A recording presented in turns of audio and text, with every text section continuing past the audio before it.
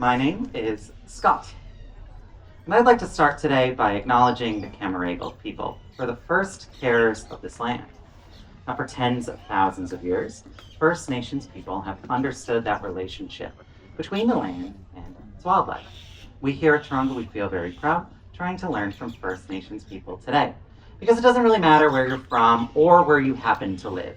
Every single day is there's that chance to see and connect to the remarkable birds that really are all around us.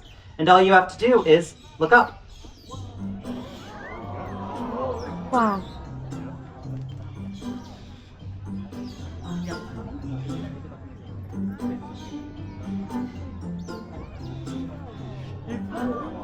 Nice! Oh, dropped it. That's okay. Everybody, this here is Stellar. And that is how Stellar is going to be eaten out in the wild. She's a black kite. They catch the food in the air and they bring it to their mouths to eat without ever having to land. It's a very efficient way of hunting called eating on the wing. And it what allows them to remain competitive with the other kites. Nice one. I do have... She absolutely deserves that round of applause. Last piece. Nice one. Absolutely incredible work. Everybody, that was Stella the Black Kite. It's truly amazing to watch birds like that fly. Now, while we were looking up at beautiful birds like her, many others are looking down and they're searching for their own opportunities to have a bit of a feed. But as night falls, it becomes harder and harder to see. And even though owls are really well known for being nighttime birds of prey, there are other birds that are out there hunting in our backyards as well. In fact, one of Australia's lesser-known predators also hunts under this cover of darkness. They will use their long legs to creep through the tall grass. And while you're not very likely to see one, you're pretty likely to hear one.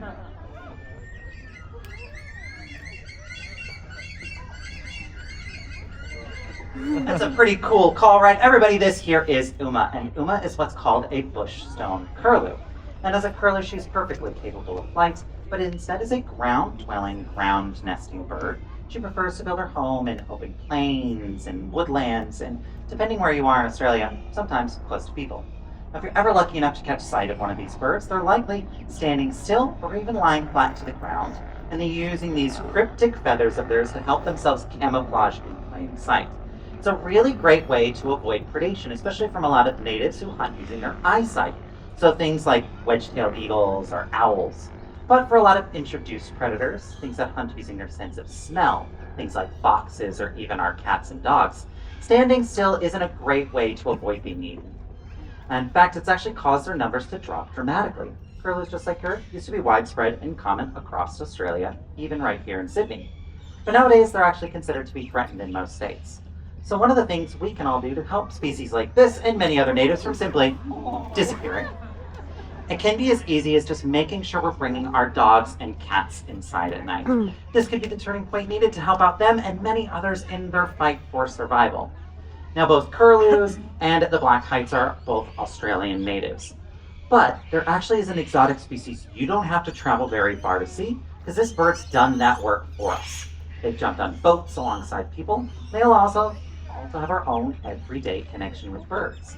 If you thought those last two were cool, wait until you meet this next one. I am talking about the absolutely incredible, the beautiful, the absolutely amazing, I'm just going to keep vamping for a sec while waiting for him to finish eating. Chicken! There we go. Nice job. Welcome to stage. Now this here is not an ordinary chicken though. His name is Mentari, and Mentari is what's called a red jungle fowl. And as a red jungle fowl, they're actually one of the ancestral species for all of our modern day breeds of chicken. And they've actually boasted a connection with people for over 8,000 years. Now chickens have become so incredibly important to people. They've made their way into our religions, our rituals, cultures, customs, and chickens have even made their way into our everyday language as well. So maybe you are a bit like Mentari here. You like to stand up and you're ready to rule your own roost. Or perhaps you're more of a mother hen and you're actually getting concerned because all your chicks are getting ready to fly the coop. Or maybe you are like me, the kind of person who unfortunately has a bit of a tendency to put all of your eggs into one basket. Really, you don't have to leave your own backyard to experience this everyday connection with birds. Thank you, sir. You know, we've actually become so incredibly... He's a good chicken, I agree. He deserves a round of applause. One of the best parts of this entire presentation, in my opinion. You know, we've actually become so incredibly reliant on chickens for their egg and meat production. They're actually the most abundant livestock species in the world.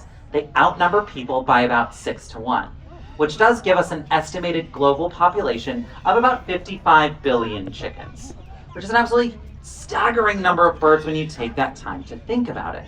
But when it does come to this everyday connection, I don't oftentimes sit and think about chickens. Because here in Australia, out of the over 800 different species of natives, over 50 of them happen to be our parrots, which has earned Australia that nickname, the land of the parrots. So for most Australians, it is as easy as taking that step out into your own backyards or even down to the local park to experience the beauty which is all around us.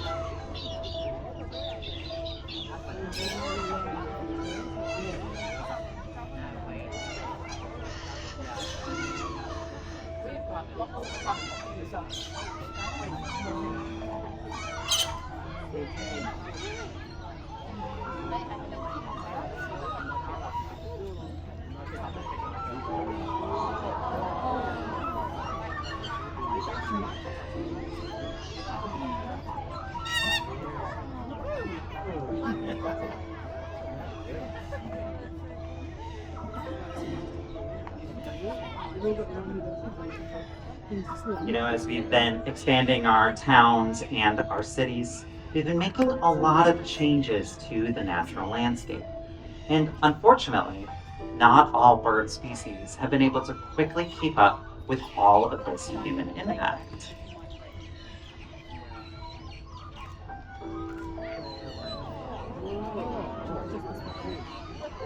Now, many bird species, just like this beautiful red-tailed black cockatoo here. Welcome to the stage. Now, historically, these birds have learned to rely on old tree hollows to build their nests. Tree hollows can provide that really nice, safe, secure place where they build their homes, lay their eggs, and raise their chicks. And ultimately, tree hollows give species like that one and many others that place where they can truly thrive. I'm a huge fan of these two pigeons, though. They're not part of the show, I just like them.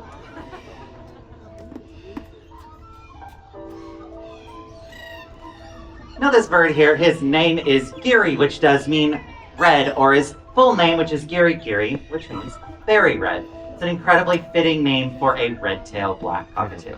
But as a red-tail, it's not a species you normally find in this area, but Taronga itself is home to many different plants and animal species, not just those in our care, but for even the local wildlife as well. We are very proud to call ourselves a sanctuary and help to provide habitat. We're going to give you a bit of an example of how we provide habitat today. We're going to be joined by a juvenile male red-tail, as well as 2 volunteers, which were pre-selected before the presentation.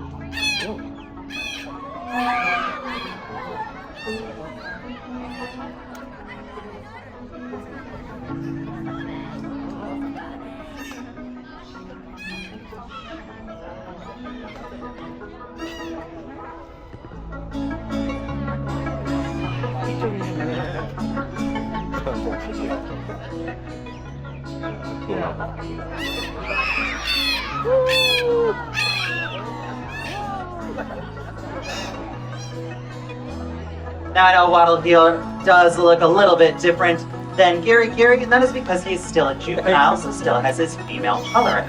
Red-tails are a really great example of what's called sexual dimorphism, a really big word that just means the males and the females look different. But just like Giri, Waddle's name also has meaning. He's named after a type of flowering plant that you can find in its environment. We wanted to showcase and highlight how incredibly important that connection is between the land and its animals.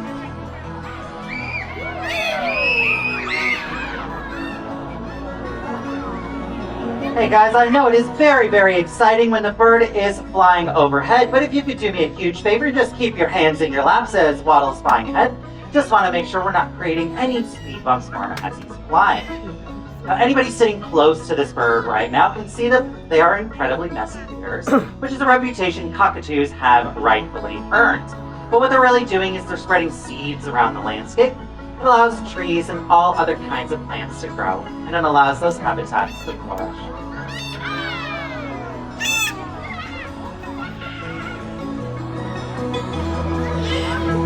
Now, not long ago, I mentioned tree hollows. But a hollow that's large enough to fit a bird this size can actually take around 150 to even close to 200 years to start to form. Now, with most of Australia's forests being newer growth, this does mean real estate's becoming increasingly more challenging for them to come across.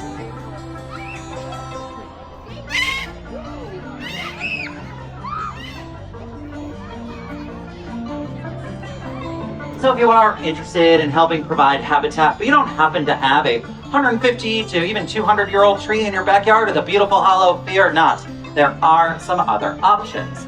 Now, one of them can be installing an artificial nesting box, just like that green and white one underneath the speaker bowl by the front of the stage. There's even a QR code underneath it, tells you how you can source and lets you know how to install one.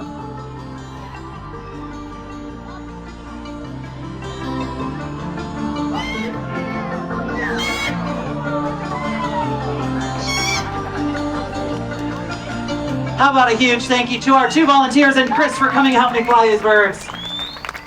Really appreciated all the help. You guys are absolutely fantastic.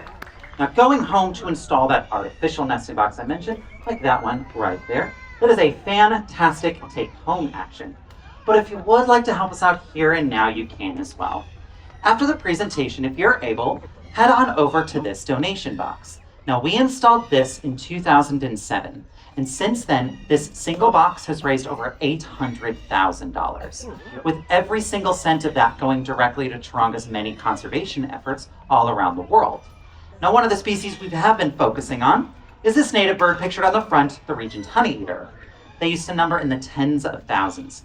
Sadly, it's estimated there are just over 200 in the wild today, which, if you look around this theater, there are more people here right now than there are Regent honeyeaters left. So every single year, Taronga is aiming to breed and release these birds, as well as planting thousands of native trees to make sure that there is a wild to return them home to, which we believe is going to be the long-term solution. It is actually how we got started with our sponsors, Latrobe Financial. So please come on down, pop a note in there. We'll even bring out a tap machine if that's how you'd prefer to donate. If you have any questions, please come down and let me know. And if you do happen to donate $5 or more, we actually have made a special series of badges, just like the one I'm wearing today. It's our way of saying thank you. Because it really is, with all of your support, we see that bright future, where both our skies and your backyards will just be filled with birds. It all starts by simply looking up.